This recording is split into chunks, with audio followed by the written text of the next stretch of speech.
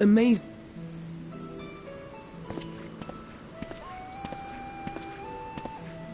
So,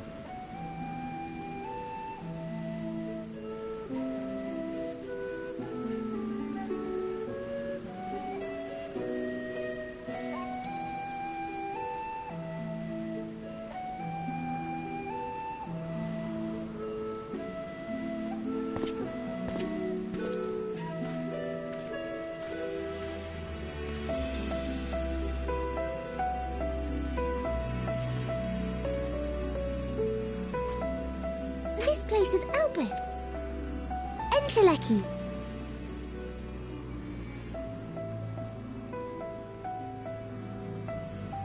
they are a product. A happy accident. Unique for how they... Though be it hit. Reflect the... In creation. In... Well, it has no will.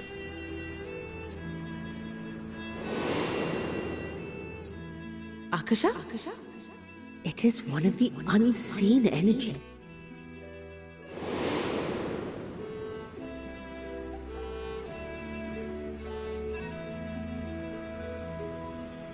Akasha. The... Dynamis, we call it. And those entities like the Elpis flower are Enteleki. That's me! That's me! An Enteleki! That you are, my dear. And no ordinary one at that. Wait! A form of energy other than ether? Dynamis? I've never heard of such a thing. Hardly surprising. Dynamis cannot be seen, much less felt. And though its existence has long been theorized, we had no proof until the flower's serendipitous creation. What's more, Dynamis is far weaker than ether. Under normal circumstances, its effects are drowned out by the latter. On account of which, beings comprised of and reliant upon the ether, like you and I, are unable to make practical use of Dynamis.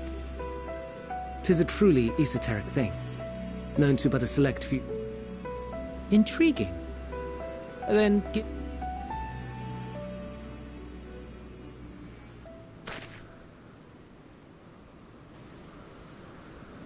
Our star, Aetheris, is especially rich in... However, when we consider all energy in existence here and in the vast space beyond, Dynamis may account for as much as 68.3%, the more abundant form by far. Were we able to control it, we could open the door to... 'Tis not unlike a gently flowing stream, unable to break through the dam of ether barring its path. But if we could imbue the stream with the vigor of a raging river...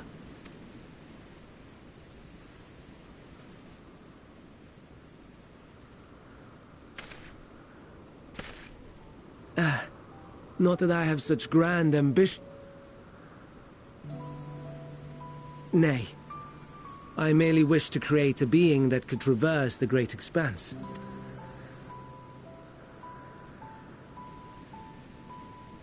The relative scarcity of ether beyond the bounds of this star was a concern. And so, I looked to another source of energy by necessity.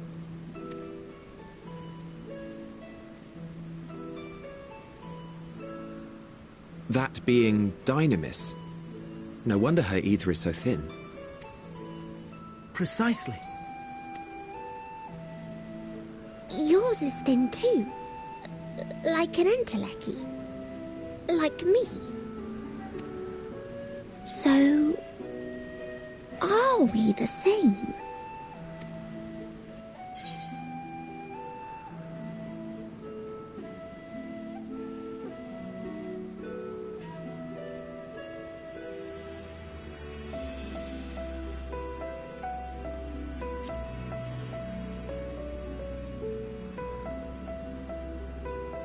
that sounds more akin to the desperate flailings of a wild beast when faced... A deficit of ether alone does not an Entelechy make. It would, however, make it easier for you to interact with Dynamis.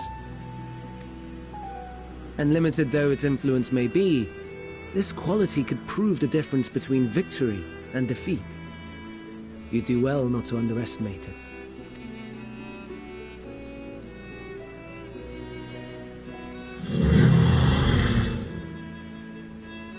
Oh dear, I'd forgotten about the poor fellow. You must excuse me a moment while I go and verify a few more things.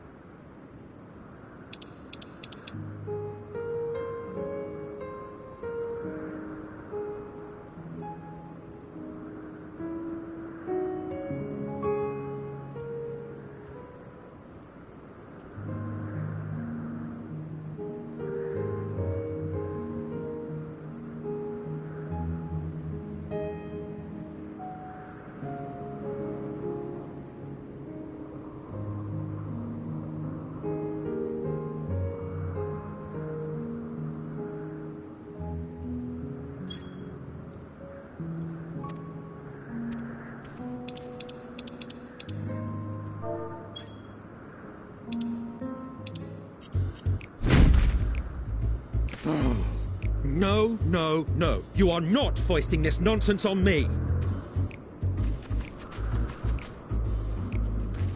I'm given to understand you have the power to help the Charybdis, and should be... And so I appeal to your better nature, most benevolent Emet-Selch. Or else Hermes will transform. Now, there's no need to go quite that far. Altruism is its own reward. As I'm... Oh, would he now? And who contrived to put me in this position, prate? Nothing so devious. I merely suggested a possible course of action.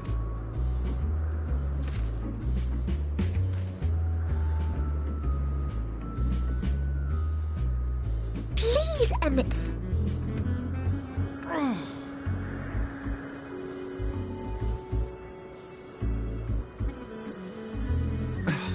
I did not come all this way to play nursemaid to your creations. I thank...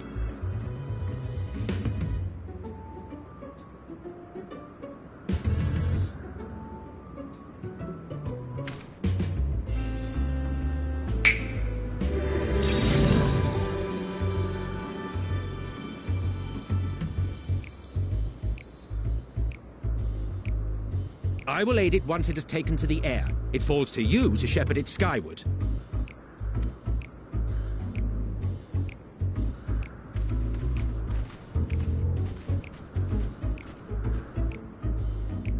Well, let's relax.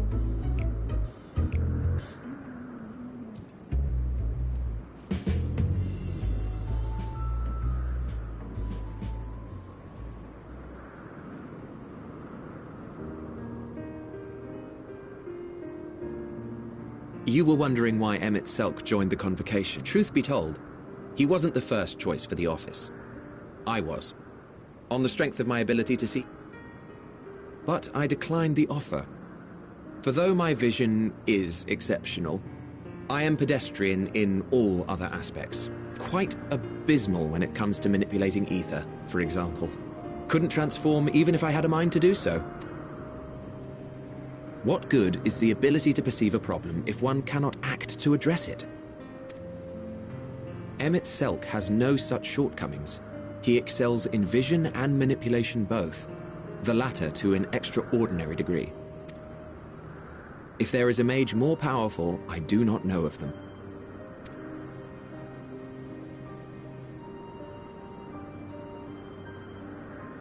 Thus did I recommend him for the office in my stead. And countless others vouched for his skill and character. People the world over, to whom he had previously lent a helping hand. Oh, how surprised he was. Claimed he hadn't done anything remarkable for anyone. Modest to a fault. He deserved every bit of acclaim he received. Yet he may well have gone unappreciated were it not for a mutual friend. A singular soul who can't help but involve himself in the business of others. Where he walks, excitement is certain to follow. His antics irritate Emet-Selch to no end. But much of his grumbling stems from genuine concern. When our friend calls, he never fails to answer and lend his talents. And in the course of doing so, he himself came to be recognized and respected by those around him. They are truly remarkable individuals, and I'm proud to call them friends.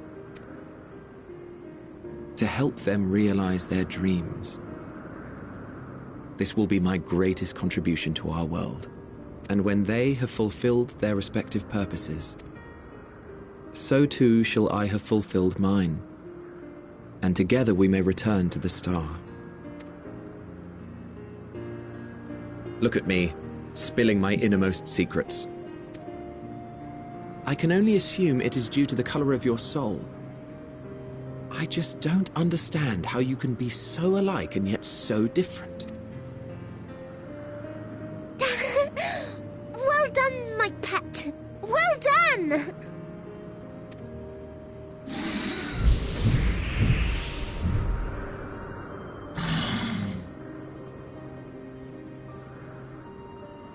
Ah, yes.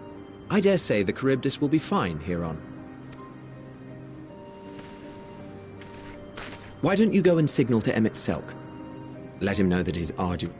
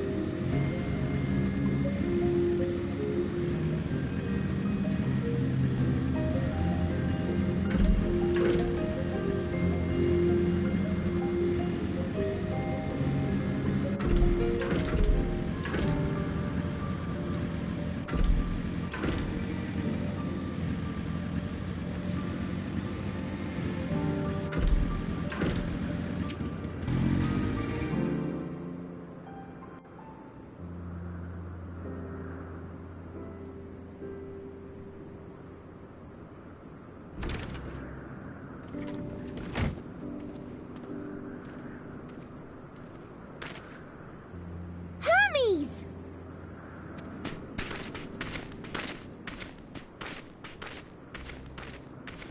Oh.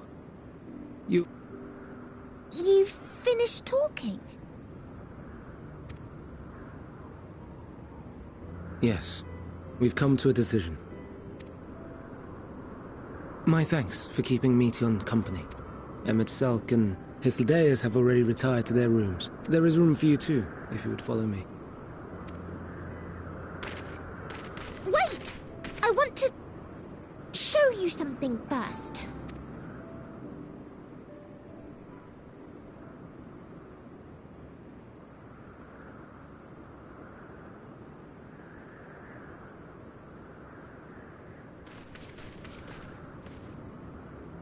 Elpis flowers? Go on.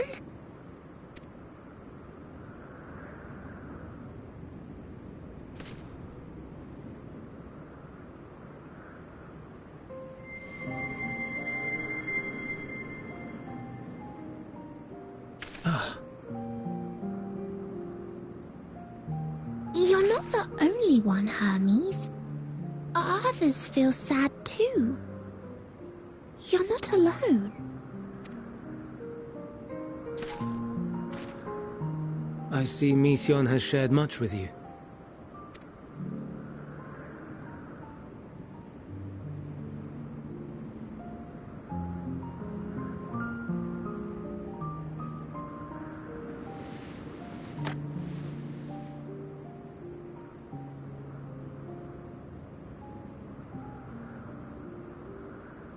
May we talk a moment?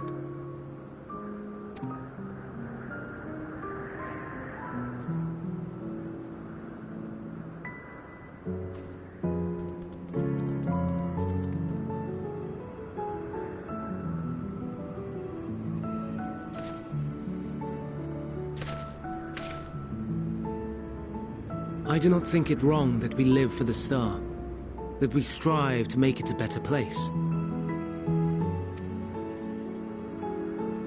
And yet, in carrying out my duties here, there are times when I am plagued by doubt. Do you recall what Hythlodaeus said when we first spoke of my nomination?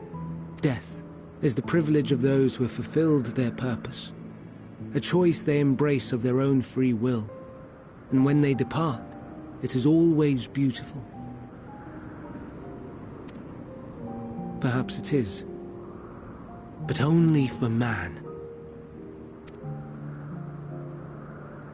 Creations that he deems useless are discarded with nary a second thought. Some scarcely born into the world, afforded a handful of breaths before life and potential are abruptly extinguished. We make an effort to spare them the pain. They sense what awaits. rage and anguish and cower and fear. And it is not beautiful. Yet no one cares. No one. So fixated are we upon the duty that we do not pause to question the method. Pain and suffering, confusion and despair, writ plain in the eyes of those poor creatures. Yet no one sees. We turn a blind eye and carry on in blissful ignorance. Not amiss. And always, always the blossoms shine pure and white. A contradiction so blatant I could scream, want to scream. How can you all accept this aberration? Then I wonder, am I the aberration for thinking thus? But now I know I'm not alone. Not the only one for whom the flowers weep. I won't ask what you thought as you kneeled beside the Elpis, or if you only did it at Meteion's insistence. Nevertheless, I thank you. To know that you too have experienced suffering.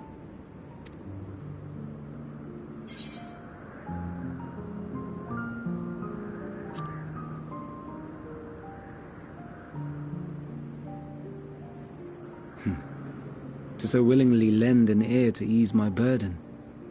You are a strange one.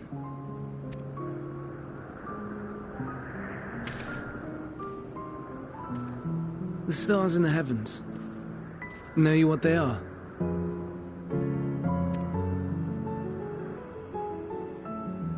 Though it is too far to tell, each glittering light could be a world not unlike Aetheris.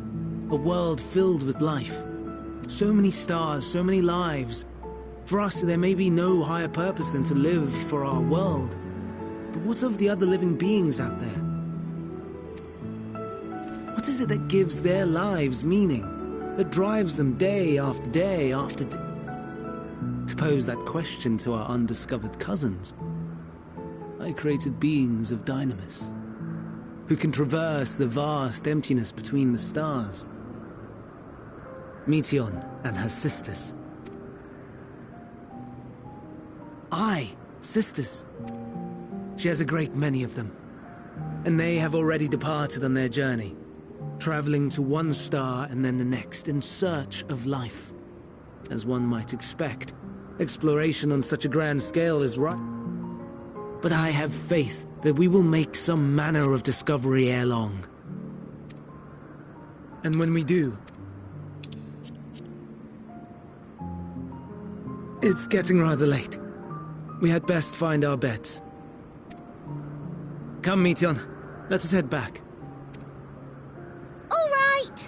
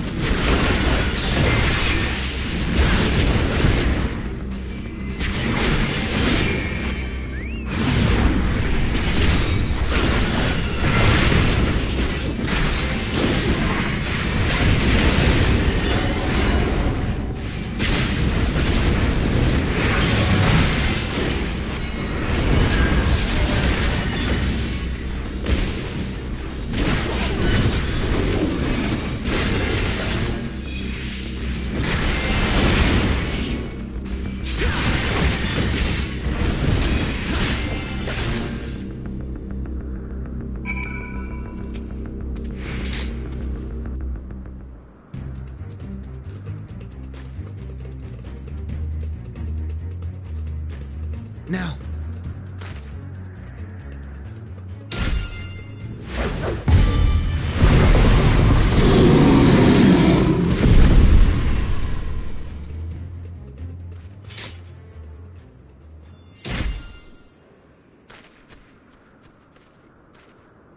Oh.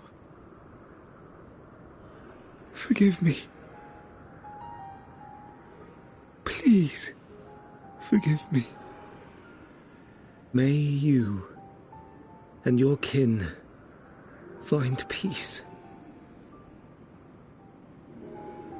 Wherever your souls may drift in the underworld, may you find tranquil seas.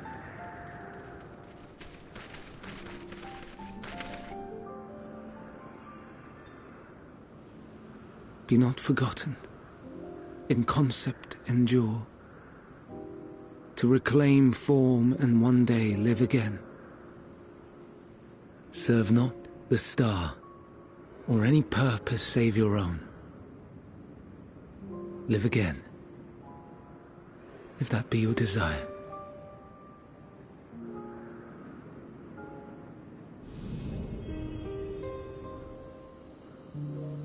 Hate, if that be your want.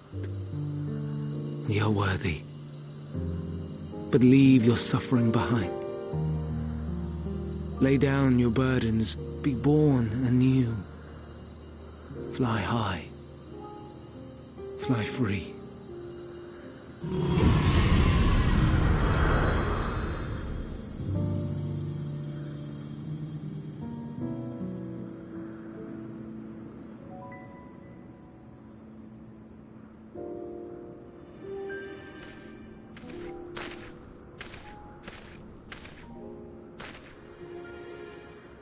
Join the convocation, Hermes.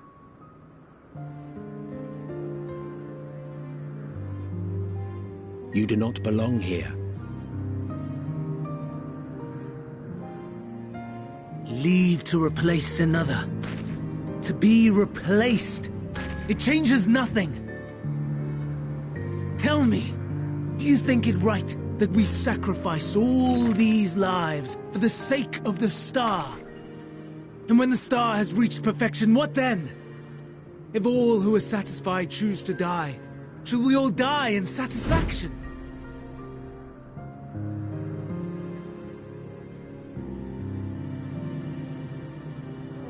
I do not know. Were I to take up the seat of Van Daniel, it would be tantamount to approving my predecessor's death. I do not know if it is right. And to be torn by such thoughts. I do not know if I am fit to represent mankind. Hermes!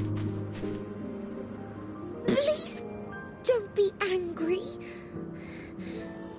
It hurts so.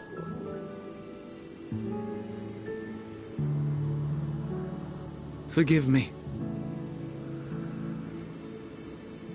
If you would still consider me in spite of everything, I beg some time to gather my thoughts. Meanwhile, Hythlodaeus, I fear I must trouble you to attend to the others. 'Tis no trouble at all. Take as long as you require.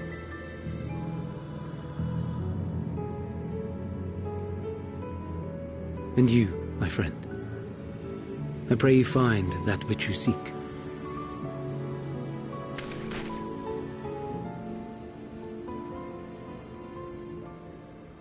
I expect we have some few matters to discuss. Shall we return to the 12 Wonders for a time? Aye.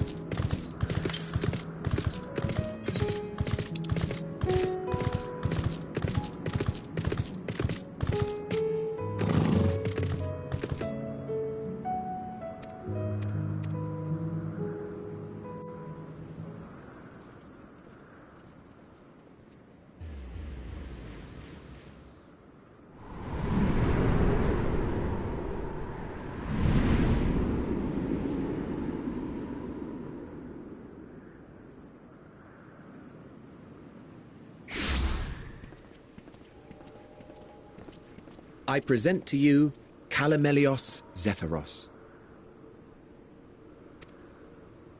Here you will find a number of testing facilities, as well as the observation hub of Poiton Oikos. Right then, let's begin by... Well, well, an Arrhaeus. How delightful.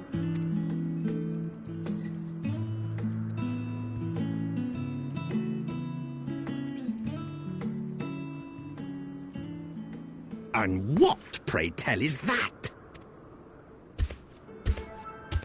Ah, that's a new species of shark. We approved the concept but a few days ago. Sharks are among the most popular sea creatures. Rare is the day when someone does not submit a new concept. At first, they were largely orthodox, consideration given to such things as size and environmental impact, and then a whimsical someone thought to bestow it with flight, another superior intelligence. And then the floodgates burst, concepts with multiple heads, or arms and legs, and so on and so forth. It was getting absurd. A part of me wanted to tell them to go away and find something else to create, but in the end I couldn't deny their passion. And here we are.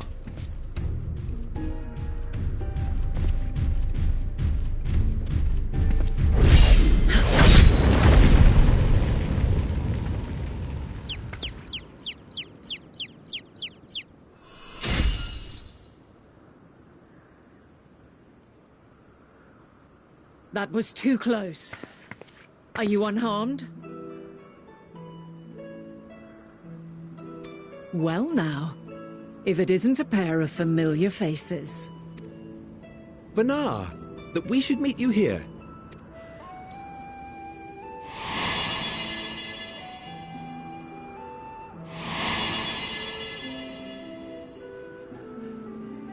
As I mentioned earlier, the better part of the convocation holds that when we retire is when we return to the star.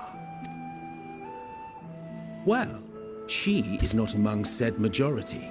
Even after stepping down, she carries on with her work.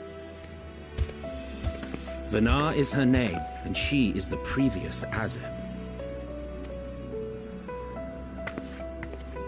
It has been a while, Hythlodaeus. Less so, Emmet Selk. I dare say the lines upon your brow have both deepened and doubled in number.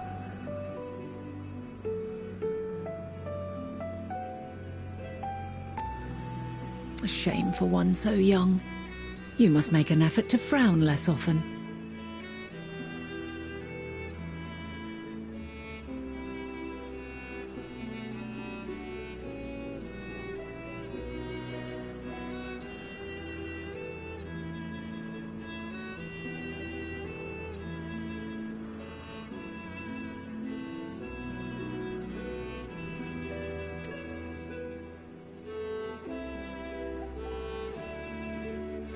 Easier said than done, thanks to your unruly successor.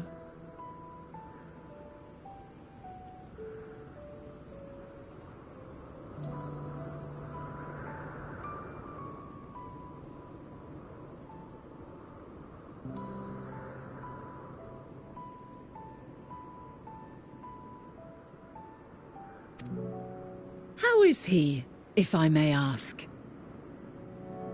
Incorrigible as ever. Rushed headlong into a volcano on the brink of eruption just the other day. I should be glad to share the tale in its entirety later, if you're so inclined. Oh, you know I am. Now then, you are?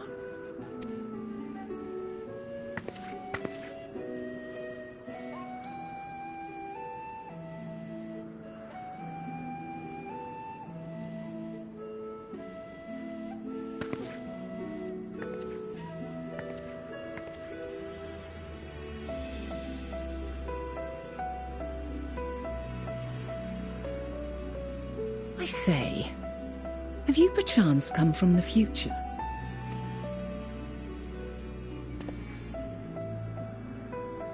I do not believe we have ever met, yet I sense my magic upon you.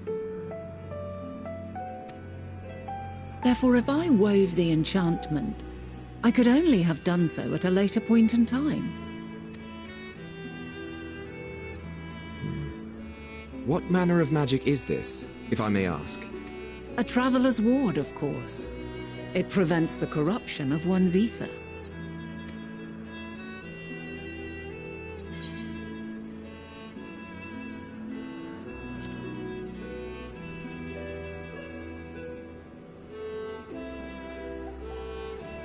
I see you are not ignorant to its presence.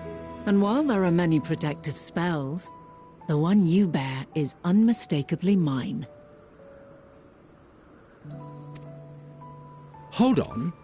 From the future? That's absurd.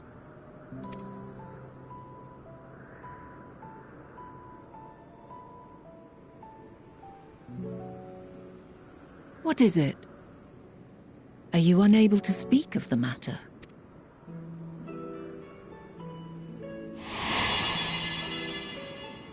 The reality to which you must return exists as a result of the final days.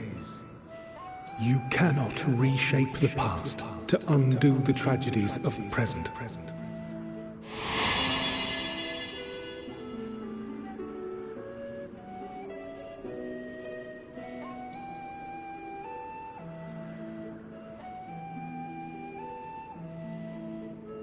So, your actions here will not change your history, but they may yet affect the course of ours.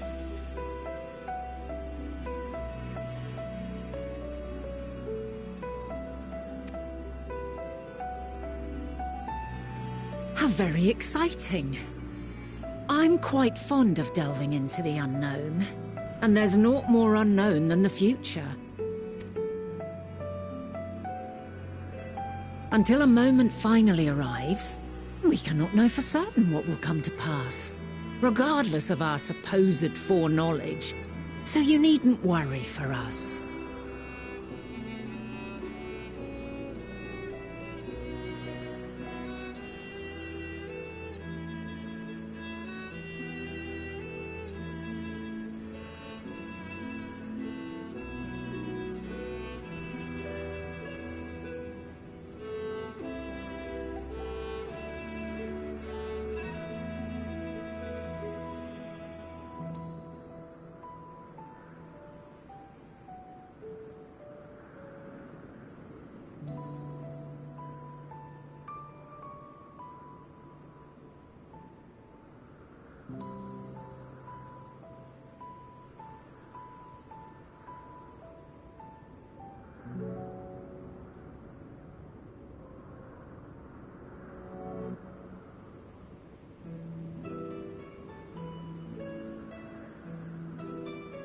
More importantly, that you should go to such great lengths as to travel unto the past bespeaks the gravity of your quest.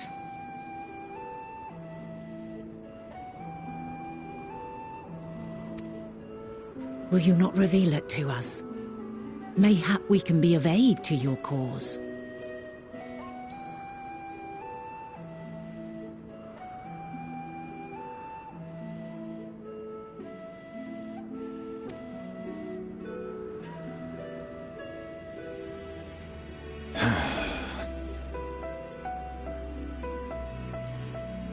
If this is true, then you've been keeping quite the secret to yourself. As a representative of the Convocation, I will hear it all. Your identity, purpose, everything.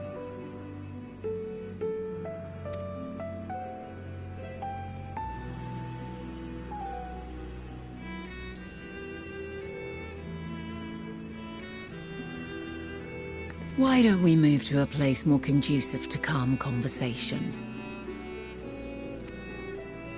I've been working here for some days now at an old friend's behest.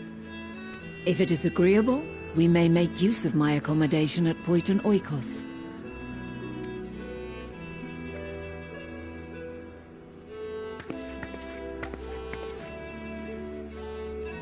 We were meant to meet. I am certain of it. Else I wouldn't have marked you so clearly, and sent you unto myself in the past. It's precisely the sort of mischief I would get up to, and quite inspired, if I do say so myself.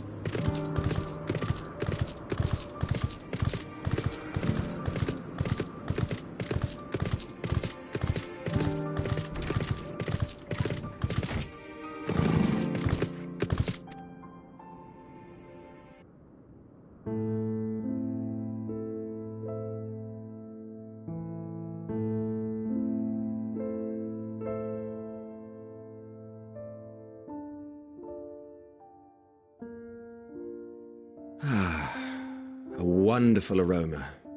I feel more relaxed already. Would that I had sweetmeats to offer, but I travel light out of habit.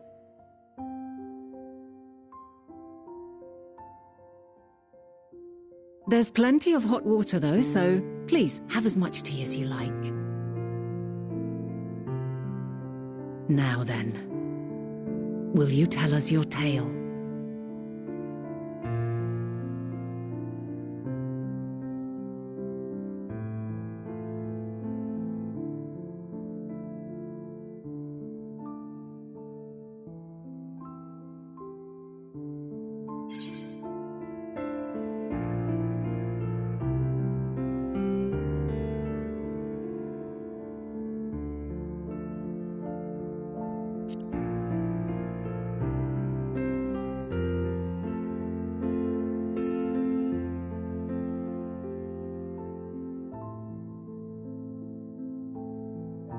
Why don't you start from the beginning?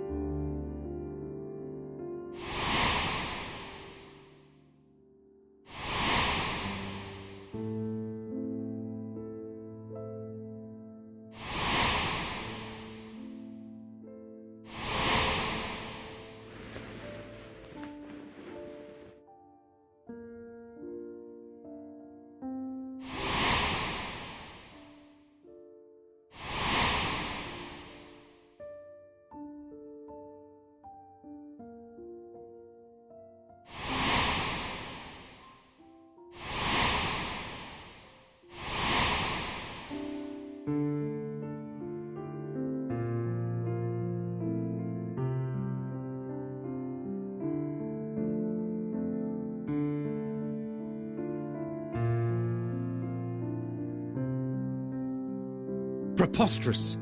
Utterly preposterous. While not the words I would have chosen, I too have my doubts. Much of it borders on the incredulous. What of you, Vanar?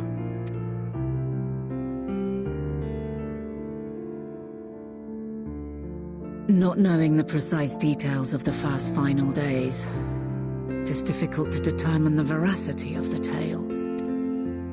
Supposing it is all true, I must ask myself why I would do what I did. Why would I feel I had no recourse but to oppose the 14 and create this Hydaelyn? Circumstances change, of course, but it would not have been an easy decision regardless. No, there must have been a reason. One compelling enough to force me to take such drastic measures. Then there is the Elpis flower, which I said would serve as a guide. That it's of import to your mission is plain, but your presence here leads me to believe that this place also holds significance. But what could it be? What are we meant to accomplish? Might it not be simply thus? In the future whence he came, the final days could not be averted. Mankind has no choice but to flee the star. By alerting us to that eventuality, perhaps you wish to pave the way for other futures. Theoretically speaking, it is a possibility. Yet if that were my primary objective, I see no reason to guide our friend to Elpis specifically. The capital and Amarot, or even my own home would be more logical destinations.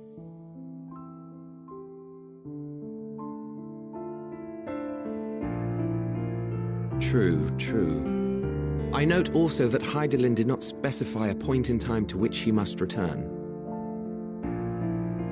By this, it may be inferred that it was not critical that we should meet. Alternately, she had reason to believe that our paths would converge, coincidental though it may seem. This is quite a puzzle. And we do not have all the pieces. Hardly any. But we do have one immutable fact. If the final days are indeed as described, they will bring death to all that I hold dear. Yet despite being afforded long years of preparation, the only provisions I could make were for flight. Nay, my first and foremost endeavor would be to find a way to forestall the coming doom. Given that even the 14 failed, mayhap you deemed it impossible. Nothing is impossible. This I have always believed. And if Hydaelyn is indeed me, she would believe the same. Listen to yourself. Are you seriously entertaining the notion that you are a messianic figure in some far-fetched tale?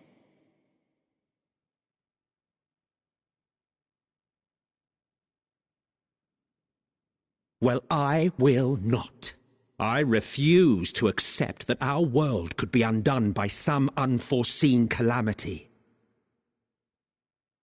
I also take offense to my portrayal as a megalomaniacal madman. To sacrifice oneself for the star is a noble act, and I would hold those who gave themselves to this zodiac in the highest esteem. Yet, you claim I recreated Amarot and populated it with phantoms of our people? A bizarre indulgence that would be insulting to their memory. Worse still, I even invited you there. Literally invited my own downfall. Why would I do something so idiotic and inexplicable?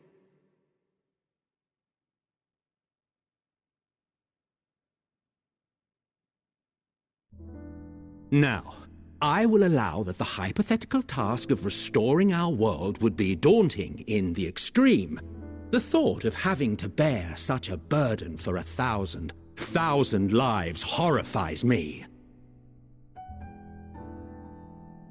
But I would never forsake my duty. I would never forsake my brethren.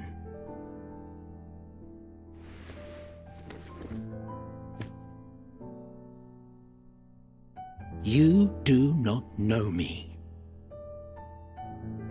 I've had my fill of your fiction. I will return to my duty, and you will not bother me again.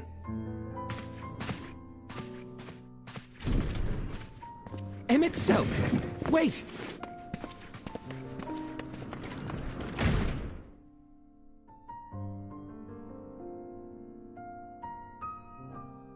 You've seen much of Elpis already. If you have any observations to share, I should like to hear them.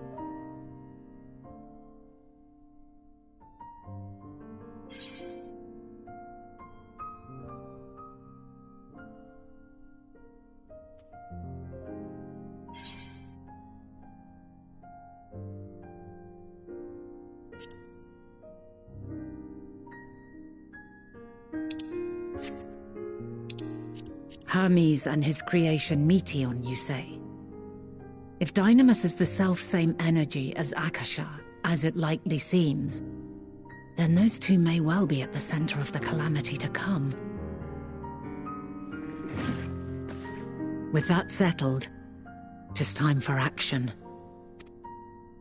The missing pieces of the puzzle are here, I'm certain of it. And when you find them, the picture my future self has painted will be complete, and you will have your answer. And suffice it to say, I will aid you in your quest.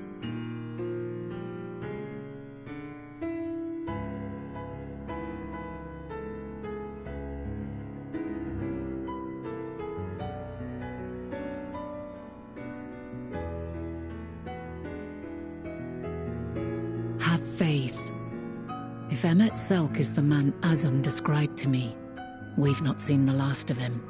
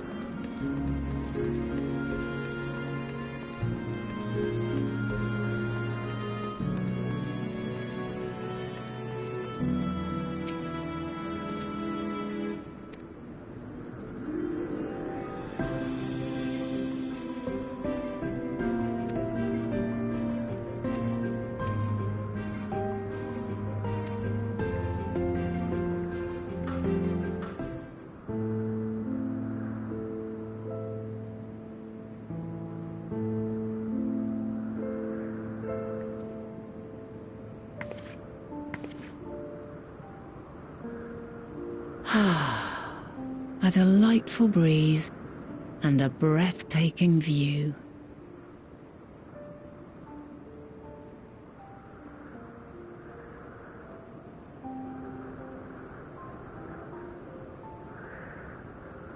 What is it like in the future? Is the world still a beautiful place?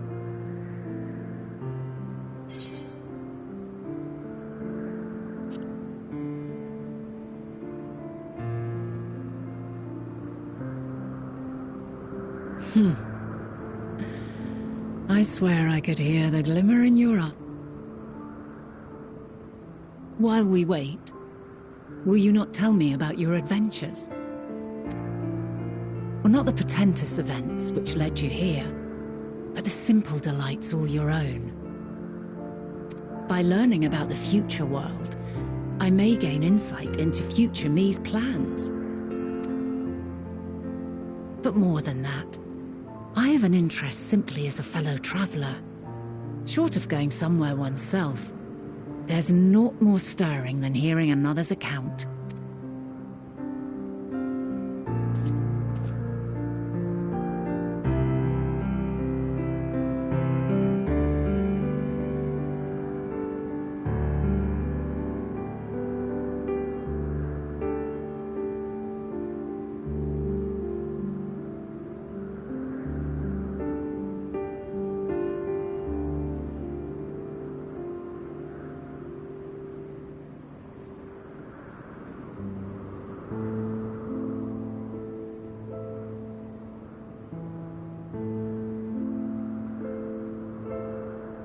Incredible.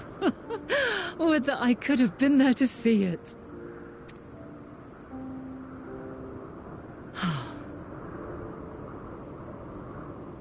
Yours is a harsh and unforgiving world. Yet in spite of this, your brethren hold fast to their virtue. To know that the light of mankind's potential still shines, even in that faraway place, it gives me heart.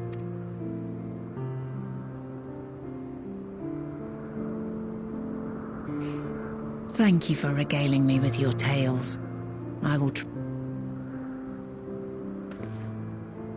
As you know, I was once a scholar. And among other things, I sought to understand the workings of the world. What exactly is ether? How formed the laws of nature? Whence sprung mankind? Riddles and mysteries beyond counting. Over the years, I have managed to find answers to some few of them. Yet rather than attain a sense of mastery, the more I understood, the more I came to hold the world and its miracles in awe. We too are miracles, each and every one of us, born of the warm breath of life that traverses the heavens, swirling through eternity. When I fully grasped the improbability of our existence, nothing felt impossible anymore. If it could be imagined, it could be done.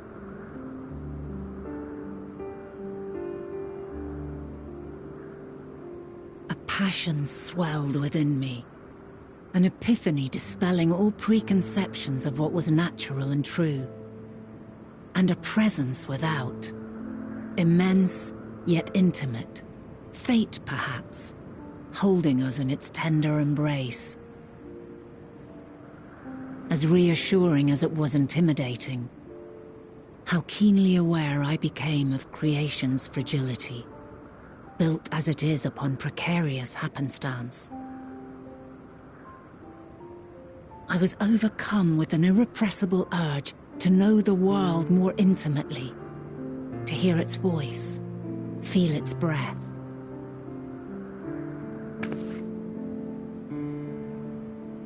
I ventured forth on a journey that very day, so very long ago now. Freed from presumption and prejudice, I saw the world through a newborn's eyes. Everything fresh and new, and so beautiful. Lands that stretched on forever. Skies one could drown in. The heartbeat of nature, silent yet strong. And amidst it all a people, beacons of light and life, laughter that warmed my heart like naught else before. They are my meaning, and my purpose, my love. And so long as they need help, I cannot return to the star. Perhaps the moment she can let go and walk unto the end. Safe in the knowledge that man will find his own way.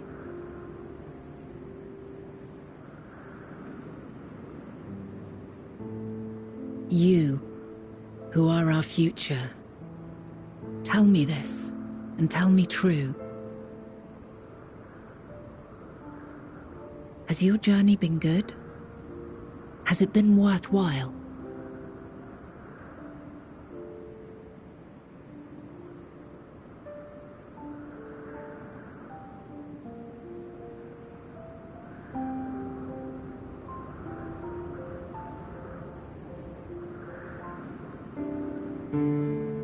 Pray forgive my lateness.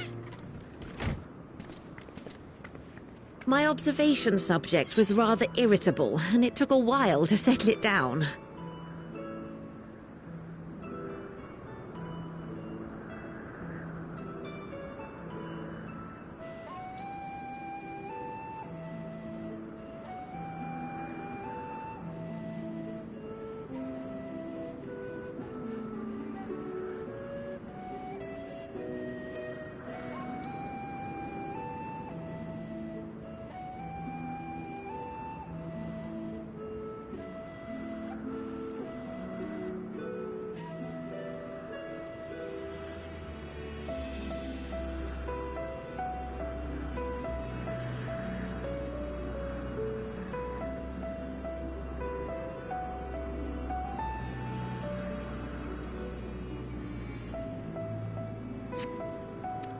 No need to apologize. Your work takes precedence. Besides, we had a pleasant conversation in the meantime. You're too kind. Now then, I'm told you wished to ask me some questions. Indeed. I've an interest in one of Hermes' creations. Meteon. You witnessed a host of them take flight, yes? Oh, that! 'Twas in the dark of the morn. I'd left the Thalassai after nocturnal observation. As I walked along, I spied a bright light climbing high into the southeastern skies. Then, in an instant, it was gone, like a shooting star, only rising rather than falling. But then another shot up, then another, and another. Intrigued. And who should I spy on an isle to the south but Hermes and Meteon, the Metea, rather. There were lots of them, and I realized they must be the shooting stars that I'd seen. A dazzling spectacle indeed. Have you Oh, yes. The sight left such an impression on me that alas, he said that he couldn't reveal anything just yet, that he needed to conduct further tests. It shouldn't be long now, though. He often returns to that isle, and I have a feeling he's nearing a break.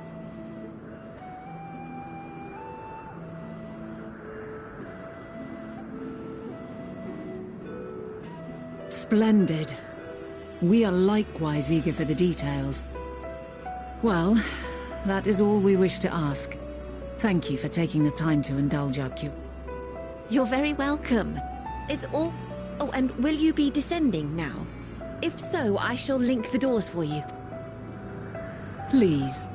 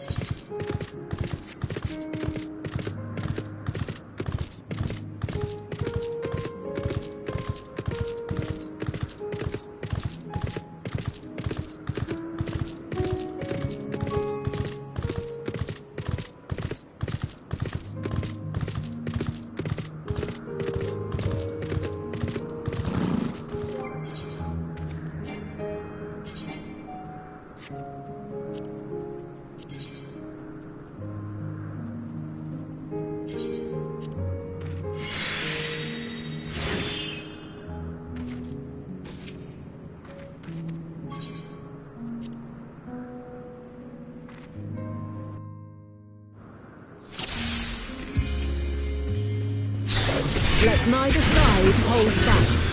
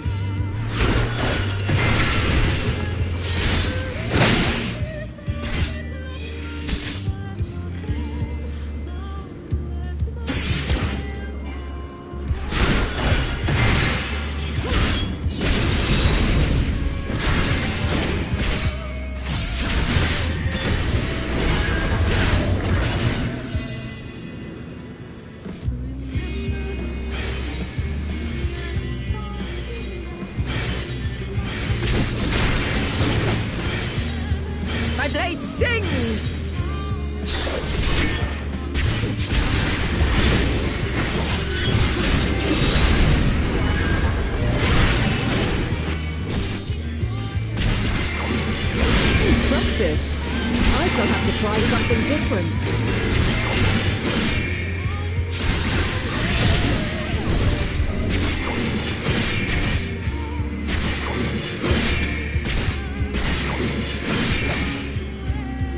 No quarter!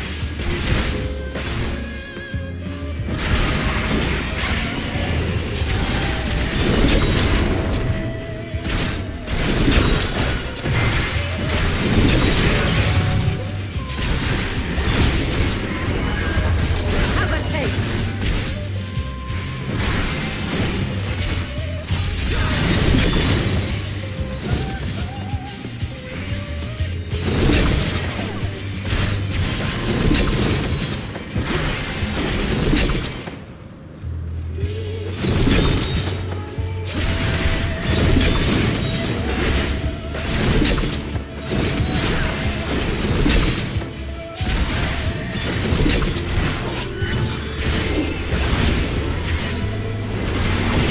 I see you won't be easily overcome, but neither will I.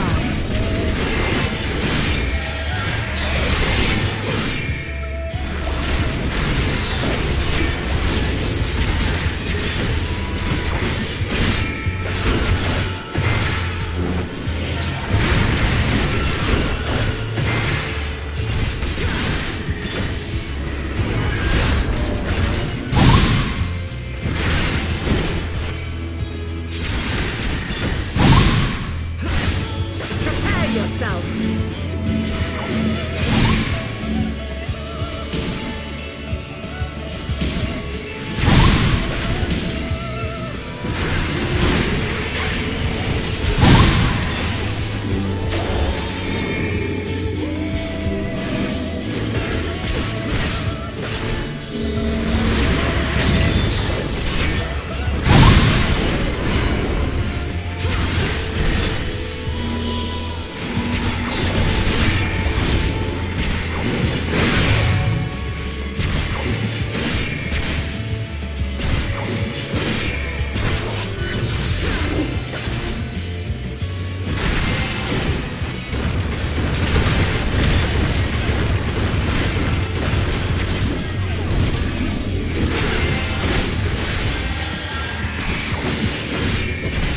Very well. Let us move to the final trial.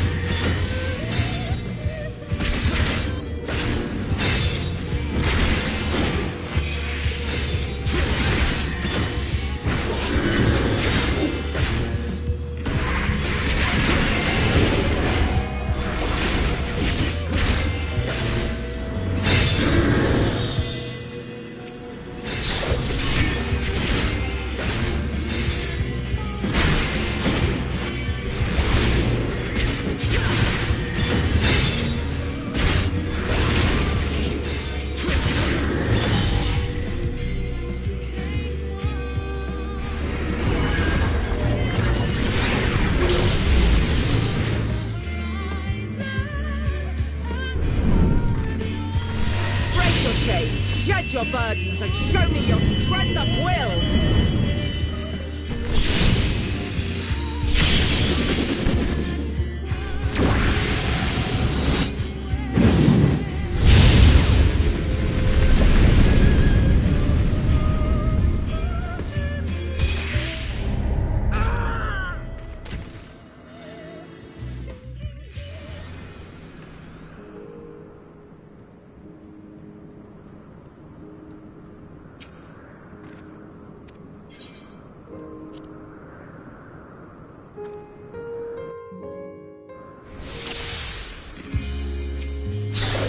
Let neither side hold back.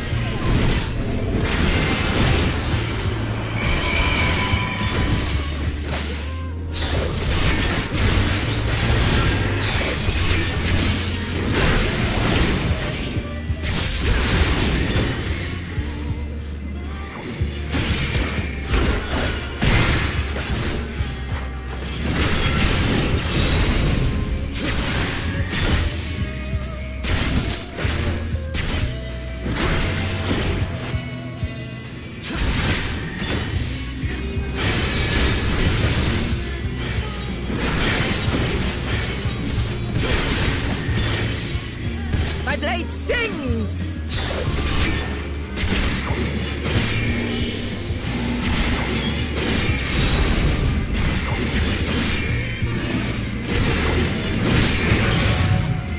Impressive. I shall have to try something different.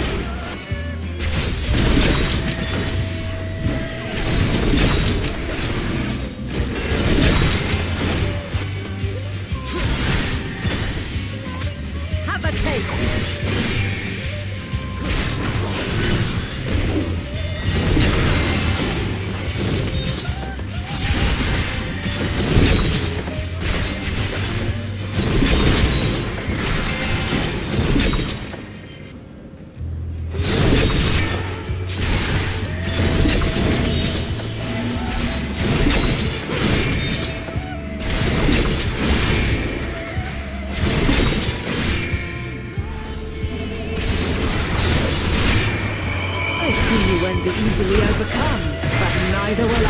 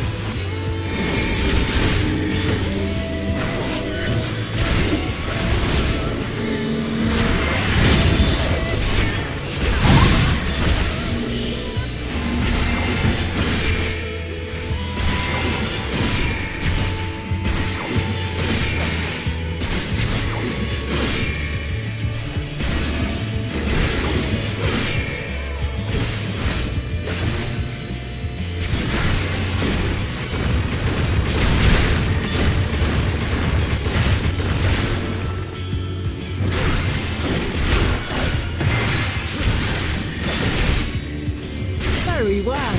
Let us move to the final trial.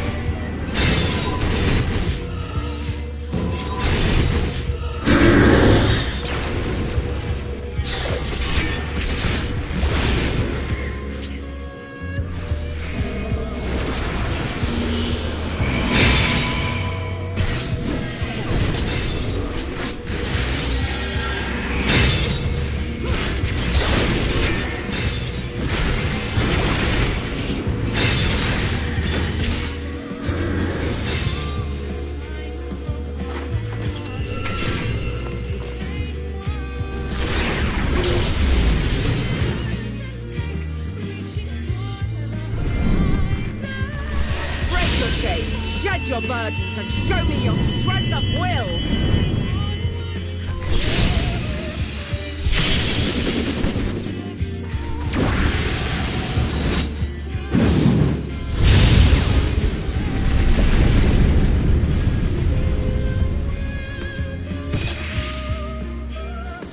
You still stand. The people of your time are more resilient than I had dared hope. I have seen enough.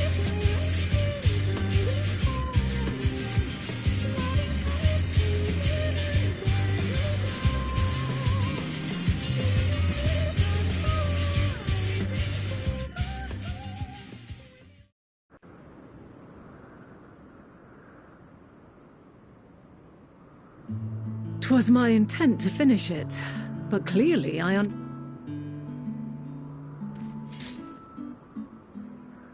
One would think I never learn. I made the same mistake with Azam when we first sparred. Despite being less than half my age, as is yours. 'Tis plain you have weathered considerable hardship. It seems we have both learned much on...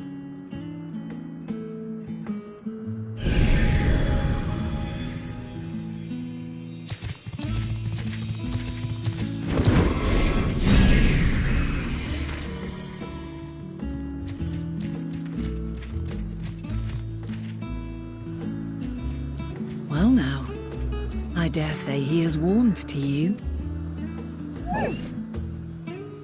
A boon to be sure. He never forgets his favorites, and is ever eager to come to their aid.